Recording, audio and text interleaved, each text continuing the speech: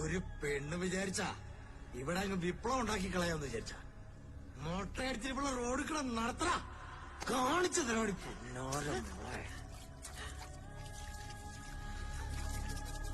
ജനങ്ങൾക്ക് മുന്നിൽ മറ്റൊരു രീതിയിൽ എന്നെ ചിത്രീകരിക്കാനായിരുന്നു പോലീസിന്റെ ശ്രമം. എന്റെ വസ്ത്രങ്ങൾ അവര് വലിച്ചു കീറി. അടിവസ്ത്രങ്ങൾ മാത്രം ഉടുത്ത എന്നെ എന്റെ സഹോദരങ്ങളായിരുന്ന മറ്റു പോരാളികൾക്കൊപ്പം നിർത്തി ചിത്രങ്ങൾ എടുത്തു. എന്നെ വേട്ടയാടുന്നതിൽ കുറെയൊക്കെ അവര് വിജയിച്ചു.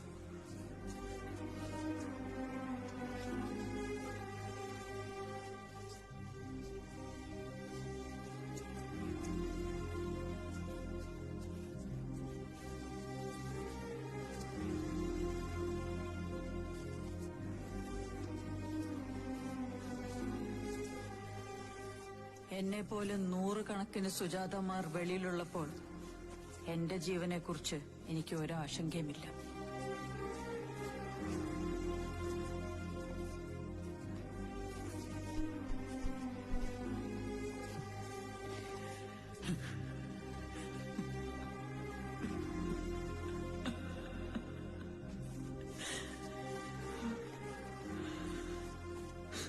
പോലീസുകാരിൽ നിന്നും ഇത്രയും മർദ്ദനം വാങ്ങിയിട്ടും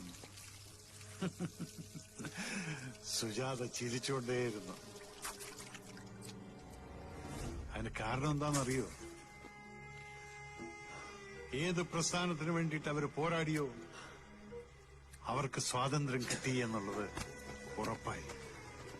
ഇതിനൊക്കെ സാക്ഷിയായ പോലീസുകാരനായ ഞാൻ പോലും അവരുടെ മുന്നിൽ തലകുനിച്ചു. What a dedication.